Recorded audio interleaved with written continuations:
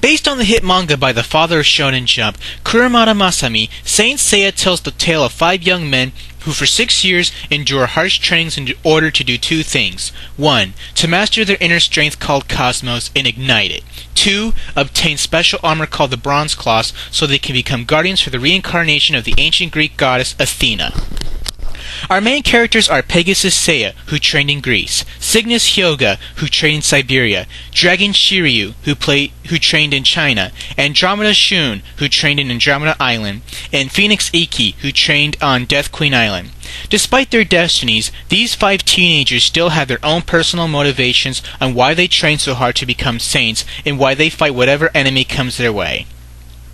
What really appealed to me about this story was, of course, the inclusion of Greek mythology and the use of the constellations to each represent a guardian to Athena.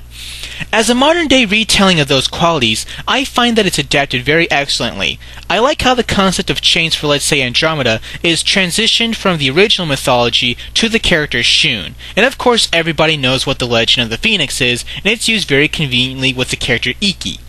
If you pretty much know the original Greek stories on a basic level, I say it can add a bit more to the enjoyment. If you're expecting something more accurate, don't bet on it. Keep in mind, this is a semi-retelling of Greek mythology with some Asian cultural twist to it, which adds a unique element to it in that sense.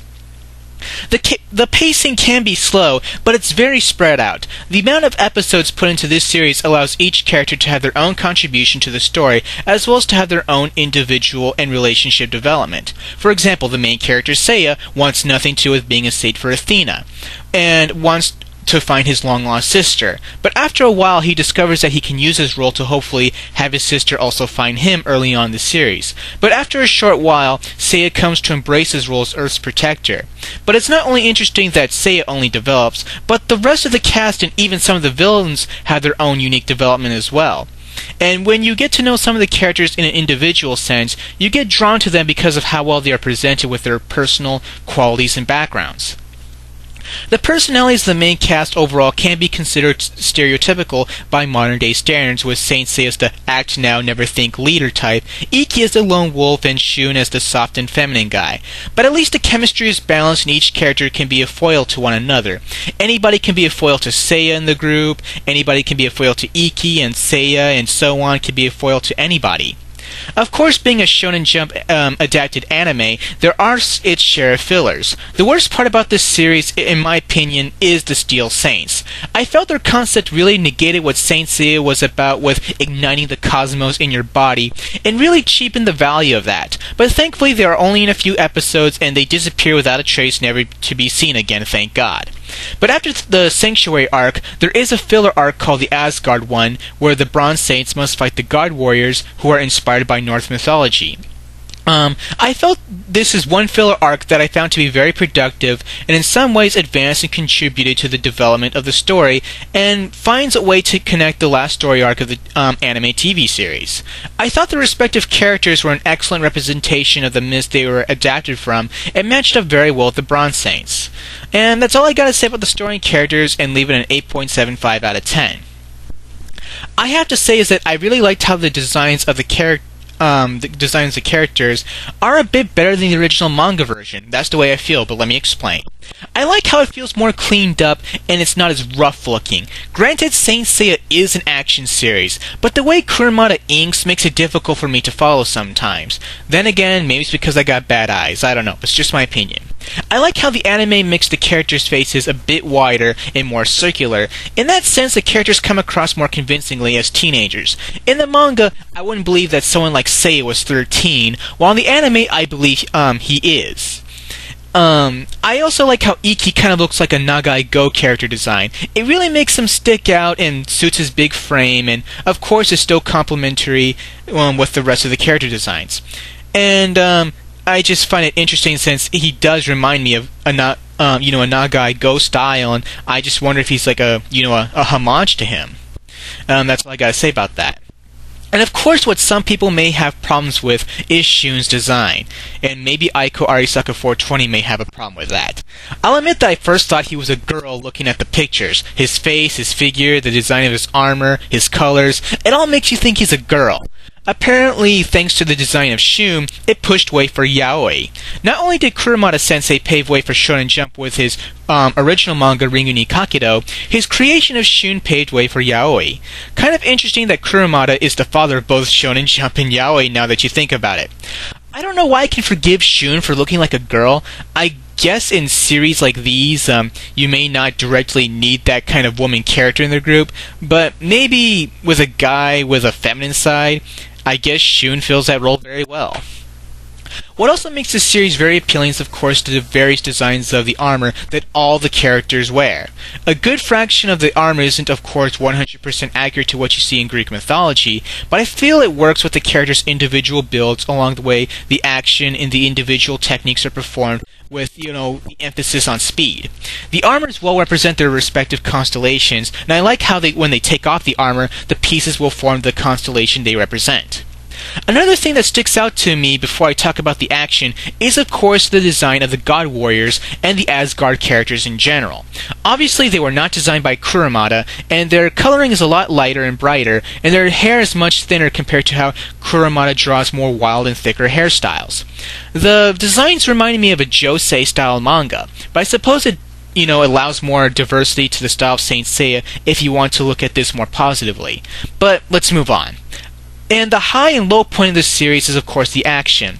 The low point being a lot of recycled animation is used, but Saint Seiya, of course, isn't the only hit anime series guilty of this quality, so I think myself, along with a good amount of fans, can forgive that.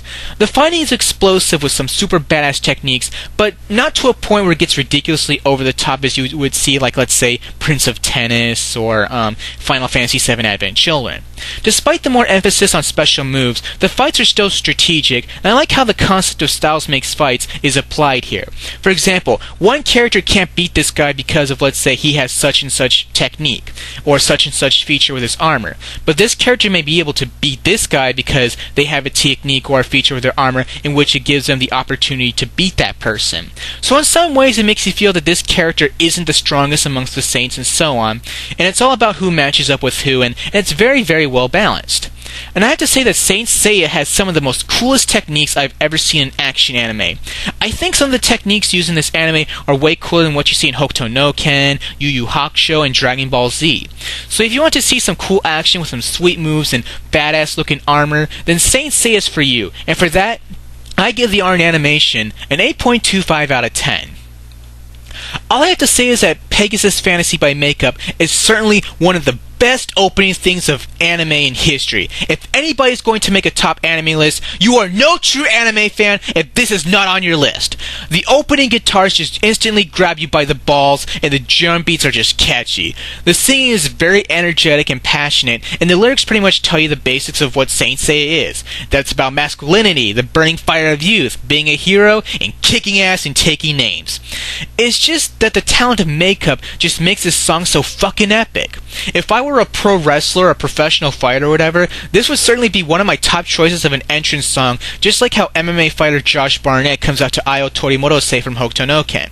The song is so awesome that this French guy went on, like, let's just call it French Idol, and actually sang it. Granted, he wasn't the greatest singer, but I felt from his posture and his tone that his inner cosmos was igniting for the world to see, and it really made up for his lack of talent. Hell, I think he's far more talented than a majority of those idiots who go on shows like that anyway.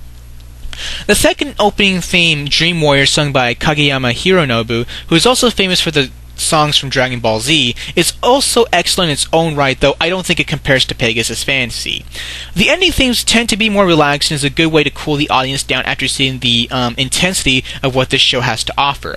So it shows another good balance to this series. It still tells the same stories of living out your dreams and being a myth come to life. The voice talent consists the best of what anime has to offer. I'll admit the one Seiya who impressed me most was Horikawa Ryo, the voice of Vegeta from Dragon Ball Z, as the voice of Shun. With Vegeta, he's always angry and hostile and is ready to kick somebody's ass, while as Shun, he's very soft, feminine, and a pacifist. His acting is so convincing as his character, it makes it very hard to believe this guy would voice Vegeta. It just shows how well talented he is.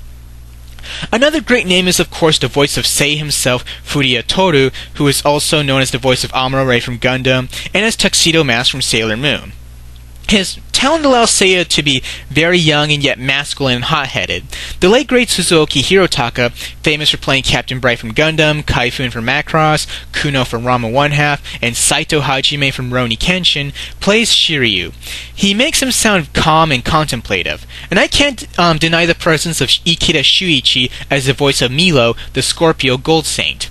This guy originally played the motherfucking Red Comet Char's novel from Gundam and Hiko Seijiro from Rurouni Kenshin. And that should tell you much about this guy. As for the dubs out there, I can't speak much for them. I tried watching the English dub, but I found it horrid with the static acting and the mispronunciating of names such as Shiryu as Shiru, Hyoga as Hyoga, and Saori as Sayori. I just couldn't get past that.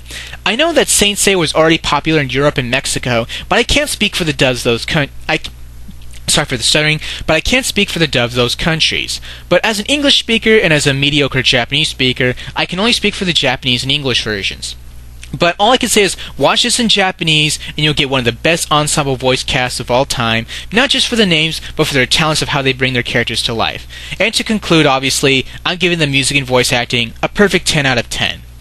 Sadly, despite its popularity outside of America and Japan, outside of America, America was fucking stupid 20 years ago and didn't pick up this series when it had the chance. It could have been a huge success and put anime in the map 100% worldwide long before Pokemon and Dragon Ball Z did. But for some reason, somebody just looked over this awesome classic, and not many American fans have seen this old school epic, and it's one of the most influential titles in the history of anime and manga. But you know, hey, that's the way it is. As for who I would recommend this to, of course people who love old school for starters, and I say if you love Hokuto no Ken, then you gotta check out this baby. The basic premises are very similar with using constellations, and the presentation of the action is kind of the same but gives a different kind of flavor. So that's all I gotta say and leave this with an overall score of an 8.9 out of 10. And let your cosmos ignite.